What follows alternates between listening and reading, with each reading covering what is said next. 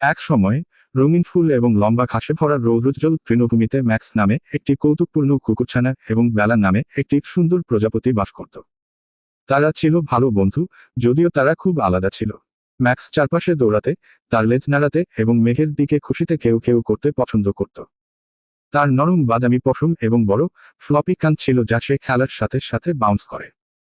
অন্যদিকে বেলা ছিল সূক্ষ্ম এবং সুন্দর। নীল এবং সোনার স্পন্দনশীল প্যাটার্নের সাথে তার ঝিলমিল ডানা ছিল এবং সে স্বাচ্ছন্দ্যে বাতাসে ওড়াচ্ছে। গ্রীষ্মের এক উষ্ণ দিনে ম্যাক্স একটি বড় ওক গাছের কাছে তার লেজ নাড়াচ্ছিল যখন বেলা কাছাকাছি একটি ডেইজিতে বিশ্রাম নিতে ঝাঁপিয়ে পড়ল। হ্যালো, ম্যাক্স, সে তার ছোট্ট ঝিঝি পোকার স্বরে ডাকল। ম্যাক্স ঘোরানো বন্ধ করে উত্তেজিতভাবে তার লেজ নাড়ালো। হাই, বেলা। আজ আমরা কি করতে যাচ্ছি? সে অধীর আগ্রহে জিজ্ঞেস করল। বেলা এক মুহূর্ত ভাবল।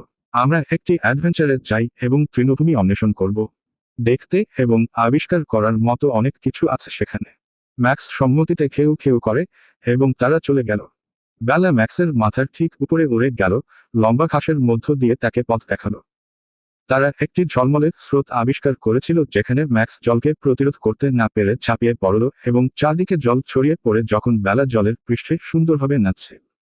তারা বুনো ফুলের একটি প্যাচ খুঁজে পেয়েছিল যেখানে বেলা ম্যাক্সকে দেখিয়েছিল কিভাবে ফুলের মিষ্টি ঘ্রাণকে উপলব্ধি করতে হয়। ম্যাক্স প্রতিটি ফুলকে সাবধানে শুকছিল এবং আনন্দে তার নাক কাঁপছিল। সূর্য অস্তমিত হতে শুরু করার সাথে সাথে তৃণভূমিতে সোনালি আভা ছড়িয়ে পড়ে তারা একটি লুকানো পথে হোঁচট খেয়েছিল যা একটি ছোট পাহাড়ের দিকে নিয়ে গিয়েছিল।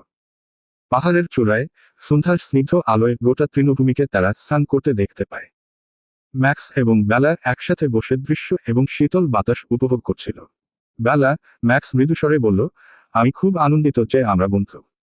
যদিও আমরা আলাদা, আমরা একটি দুর্দান্ত দল তৈরি করি। বেলা আস্তে করে নামল ম্যাক্সের নাকে এবং হাসল। হ্যাঁ, আমরা করি, ম্যাক্স। আমাদের পার্থক্য আমাদের দুঃসাহসিক কাজকে আরও বিশেষ করে তোলে। রাত নামার সাথে সাথে তারা খুশি এবং সন্তুষ্ট বোধ করে বাড়ি ফিরেছিল। ম্যাক্স তার আরামদায়ক বিছানায় কুঁকড়ে যায় এবং বেলা তার ডানা বিশ্রামের জন্য ফুলের মধ্যে একটি নিরাপদ জায়গা খুঁজে পায়। তারা উভয়ই পরের দিন তাদের দুঃসাহসিক কাজের স্বপ্ন দেখেছিল। তারা জেনেছিল যে যাই হোক না কেন, তারা সবসময় একে অপরের সাথে থাকবে। এবং তাই রৌদ্রোজ্জ্বল তৃণভূমিতে প্রজাপতি এবং কুকুরছানা সবচেয়ে ভালো বন্ধু ছিল। অন্বেষণ, খেলা এবং একসাথে তাদের বিশ্বের বিস্ময়ের আবিষ্কার। তাদের বন্ধন দেখায় যে বন্ধুত্ব কোন সীমানা জানে না, অসম্ভাব্য বন্ধুরাও সুন্দর স্মৃতির তৈরি করতে পারে।